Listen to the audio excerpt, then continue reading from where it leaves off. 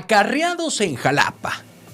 Que te digan, ven a capacitarte, pues suena normal. Pero que en el mismo mensaje te adviertan que si no vas, podrías no continuar en el programa, ahí ya cambia el tono de la historia. Porque esto fue lo que denunciaron beneficiarios de Jóvenes Construyendo el Futuro en Jalapa, una invitación para asistir a una asamblea con la presidenta Claudia Sheinbaum, pero con una palabra que pesa demasiado: obligatoria. Y ojo con esto, porque no estamos hablando de militantes emocionados levantando la mano para ir a un evento político.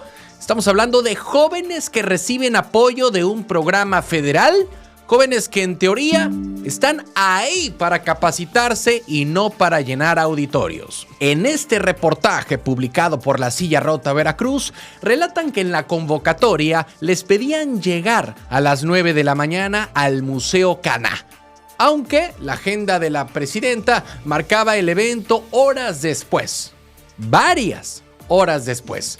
Porque claro, la logística siempre es logística hasta que empieza a aparecer acarreo con gafete institucional. Y ahí es donde empieza lo delicado, porque el documento decía que la asistencia formaba parte de un mecanismo de fortalecimiento del programa. Suena bonito, suena administrativo, suena muy limpio, pero luego viene la frase incómoda: tu asistencia es obligatoria, a fin de que puedas continuar con tu capacitación. O sea, pues qué rápido, una asamblea se convierte en requisito. Y sí, puede haber explicación oficial, puede decirse que era parte del programa, puede maquillarse con palabras técnicas, pero la duda ya quedó sembrada, porque cuando el apoyo social se cruza con eventos de poder, la línea se vuelve delgadita. Y cuando un joven siente que tiene que ir para no perder su lugar, eso ya no se siente como invitación, se siente como mensaje. Información nacional. Así compró votos el PRI. Hay triunfos que se celebran con confeti y otros que llegan con una sombra pegada al talón.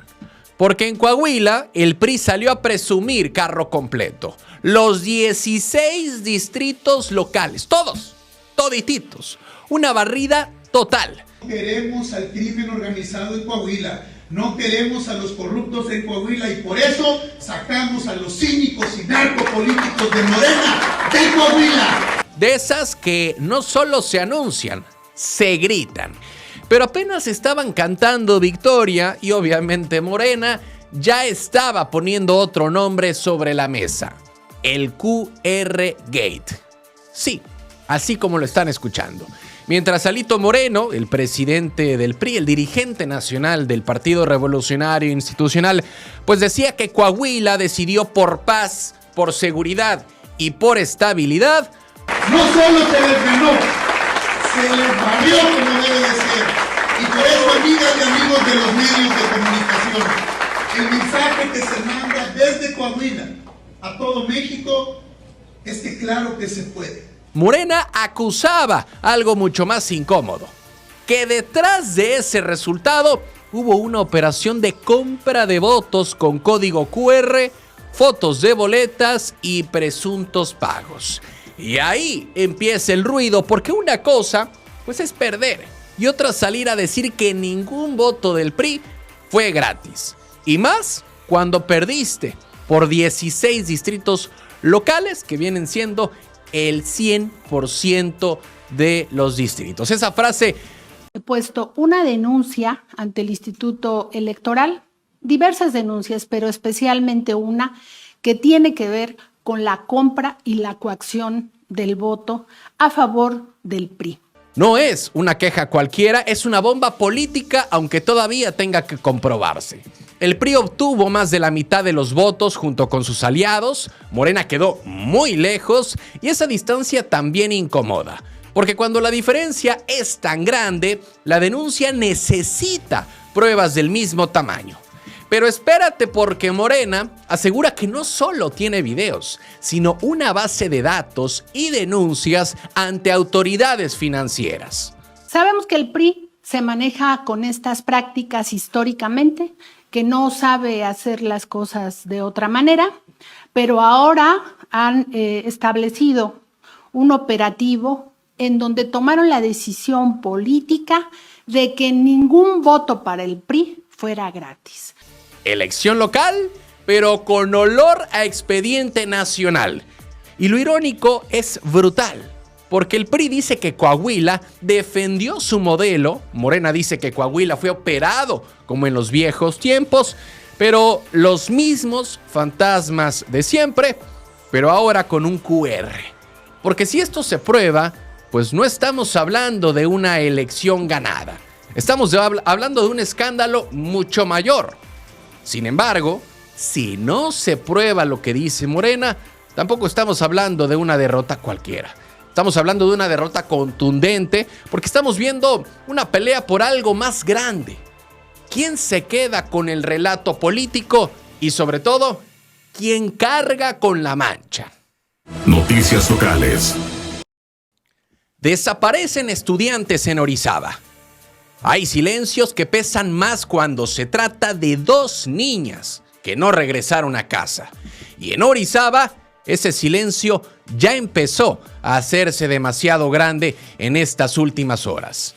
Scarlett Guadalupe y Carla, 2 estudiantes de 14 años de la Secundaria Técnica 4, fueron vistas por última vez el jueves 4 de junio cerca del Poliforum Mier y Pesado, en pleno centro, a una hora en la que todavía había movimiento, había gente, había vida normal en Orizaba, y eso es lo que incomoda. Porque no estamos hablando de una zona escondida, ni de madrugada, ni de una historia lejana. Estamos hablando de 2 adolescentes con uniforme escolar desapareciendo en una ciudad donde se supone alguien siempre ve algo. Pero espérate, porque después de eso ya no hubo certeza. La Comisión Estatal de Búsqueda y Alerta Amber ya emitieron fichas, sus familias, sus conocidos y sus vecinos empezaron a compartir sus rostros en redes sociales. Esa forma desesperada de decir, por favor, ayúdenos a encontrarla. Y sí, las redes sociales ayudan, pero también exhiben algo durísimo, que muchas veces la búsqueda empieza con la gente antes de que llegue la tranquilidad.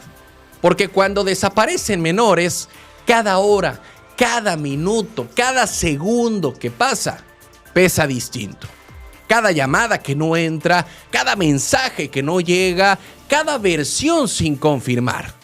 Sin embargo, pues vemos cómo va abriendo más miedo, y aquí no se trata de la polémica, se trata de una pregunta que no debería repetirse tanto en nuestro estado de Veracruz.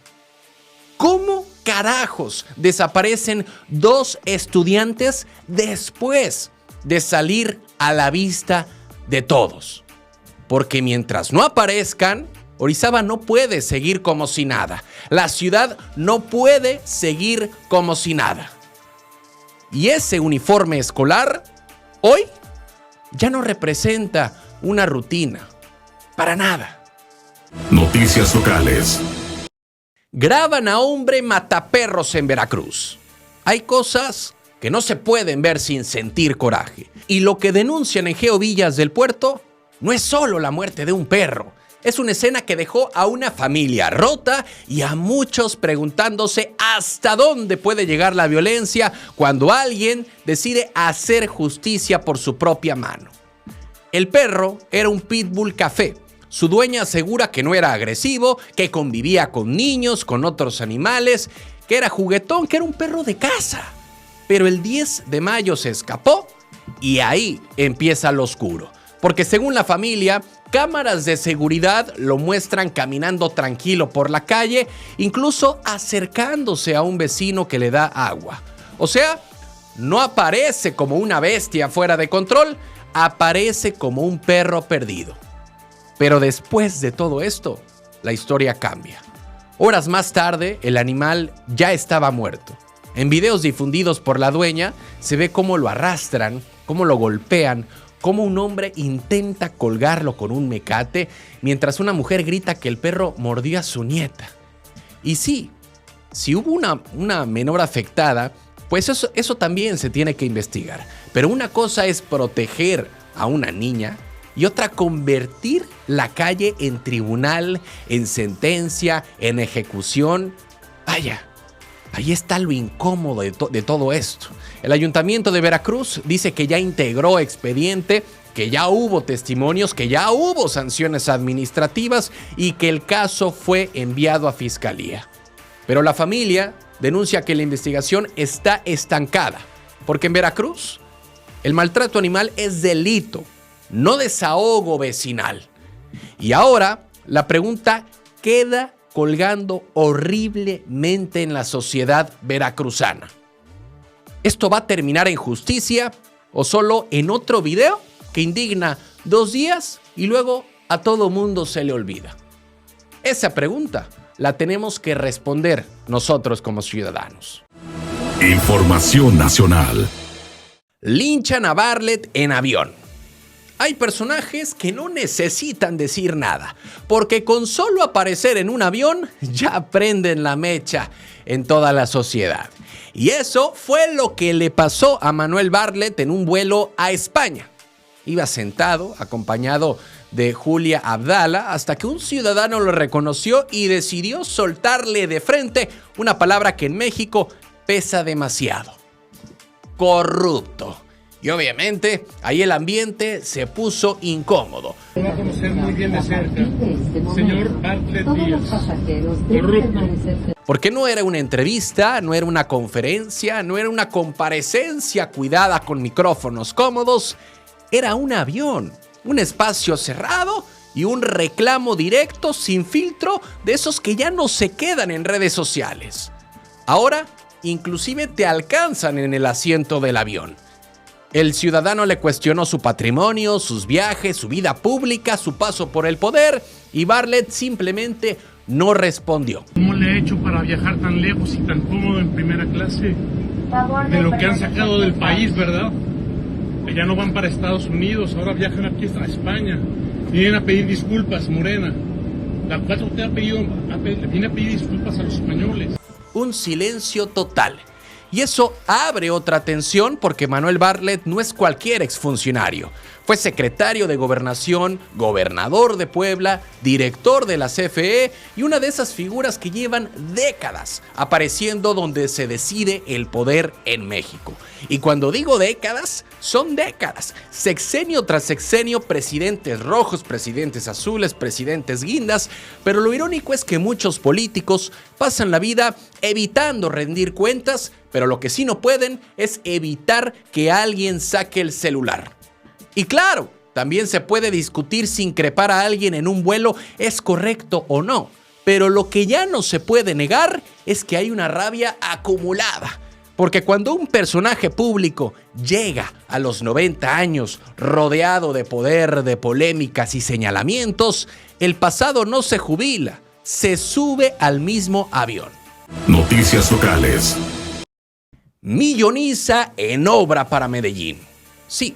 En Medellín de Bravo hay calles que por años fueron una petición de vecinos, una molestia diaria y hasta una promesa pendiente. Pero ahora, en el Tejar, la historia empieza a cambiar con maquinaria en la calle y millones de pesos invertidos en obra pública. El alcalde Samuel Acosta supervisó los avances de 2 obras importantes: la rehabilitación de la calle Constitución y la pavimentación de bugambilias en la colonia Gutiérrez Rosas. Entramos aquí trabajando, hoy nos tocó empezar a recorrer las obras que ya están en proceso y la verdad que bueno, ya estuvimos en el Tejar, en la calle Constitución, también estuvimos en la calle Bugambilias de la Gutiérrez Rosas. Entre ambas, el Ayuntamiento de Medellín invierte 3 millones de pesos, más de 3 millones de pesos. En la calle Constitución, entre Manuel Ávila Camacho y Los Carriles, se aplican más de 1 millón de pesos para rehabilitar 125 metros lineales de calle con pavimento asfáltico, guarniciones y banquetas. Mientras tanto, en Bugambilias la inversión es de más de 2 millones de pesos, con 250 metros lineales de calle, pavimento hidráulico, guarniciones, pero lo llamativo es que estas obras estaban proyectadas para concluirse en un plazo de 45 a 60 días, pero de acuerdo con el alcalde, podrían terminar incluso antes de lo previsto. Una meta de 60 días, pero creo que lo vamos a concluir antes. En 45 días prácticamente lo que es la del Tejar, la Constitución y Bugambilias en la Gutiérrez Rosa van a quedar terminadas. Entonces vamos a cortar ese listón antes. Y aunque una calle pavimentada puede parecer algo básico, para las familias significa mucho más. Menos polvo, menos lodo, mejor movilidad y una colonia más digna. Además, Samuel Acosta también supervisó los trabajos de limpieza en Arroyo Moreno como medida preventiva ante esta pesada temporada de lluvias. En pocas palabras, Medellín de Bravo trae inversión fuerte en obra, pero lo importante será que esa milloniza se note donde realmente cuenta, en la vida diaria de la gente. Noticias locales. Adanelli se blinda de inundaciones. Después de lo que pasó en Poza Rica, aquel octubre del año pasado, cada lluvia ya no suena igual. Porque cuando el río Cazones empieza a moverse, la gente no solo mira el agua, recuerda calles inundadas, casas perdidas, colonias enteras golpeadas y esa sensación horrible de no saber si va a volver a pasar. Por eso, ahora, desde la noche del domingo, autoridades municipales y estatales empezaron a vigilar el nivel del río. Y sí, puede sonar como protocolo, pero en una ciudad marcada por una inundación, vigilar a tiempo ya no es detalle, es obligación. Y ojo con esto, el reporte de la madrugada marcaba 1,50 m, vaya, no representa riesgo para la población, lejos. Muy lejos de los más de 8 metros que se alcanzaron en aquel 2025, pero ahí está lo delicado. Nadie en Poza Rica quiere confiarse. El ayuntamiento informó recorridos en zonas como La Quebradora, Ignacio de la Llave y Gaviotas, justo donde el golpe anterior dolió más. También se activó de forma preventiva un refugio temporal en la Casa de Cultura, y esto hay que decirlo sin echar campanas al vuelo. Que haya vigilancia no significa que el problema está resuelto, pero sí marca una diferencia frente a la improvisación. Porque después de una tragedia, la gente no pide discursos bonitos, pide ojos en el río, pide información clara y reacción antes de que el agua toque la puerta. Y en Poza Rica, esta vez, la alerta no está en el miedo, está en no volver a llegar tarde.